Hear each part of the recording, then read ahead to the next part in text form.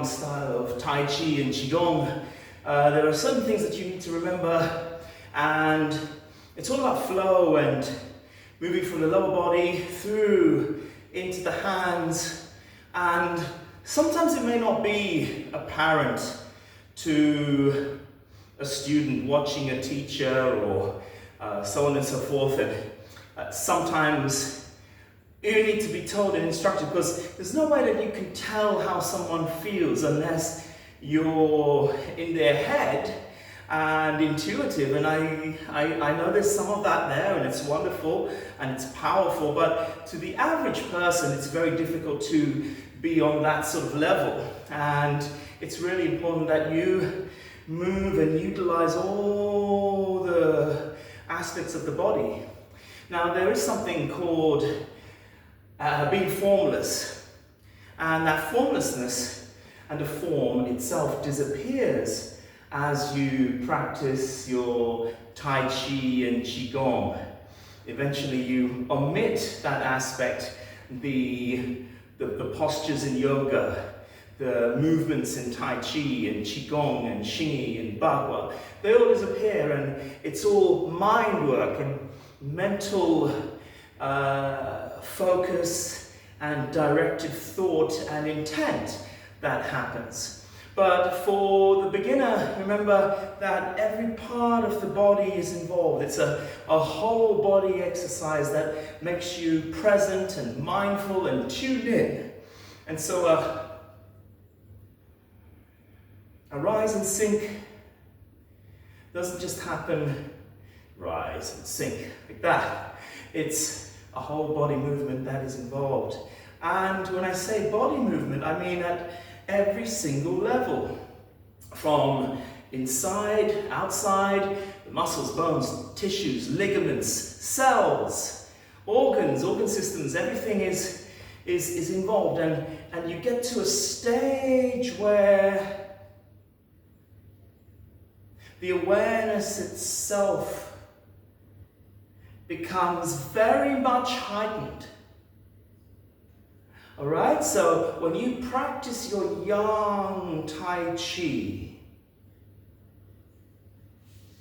try to be as mindful as you can of channeling, growing that energy from the ground and utilizing Earth Qi and the Dantian at all times. And that will help you in many ways. It will also help your balance, it will improve your balance, it will improve your coordination, but it will help you to feel that other aspect of Tai Chi that they talk about, that Qi or energy or flow. And that can be real or that can be made up for you. But if you haven't tried and you haven't really focused and tapped in, that's something that you've not explored. So don't knock it if you haven't tried it. And I always say to everyone, don't just believe what you hear. Try, experience things. If something's not good for you, it's not good for you. Wonderful. Don't do it. If it's good for you, do it. Right? And as long as it's not hurting yourself, you're very valuable. You're the most important person in your life. Anyone else, any animals, plants, any beings on this planet. Very, very important to understand the importance of cultivating a good attitude and a good spirit. So these movements here, all of them must emanate from the energy centers and points of energy all around. Right? So whether you're doing a short form or a long form or whatever form you're doing, don't worry about getting into deep stances to begin with. Get the movements as perfect as you can, right? And then think about the other deeper aspects.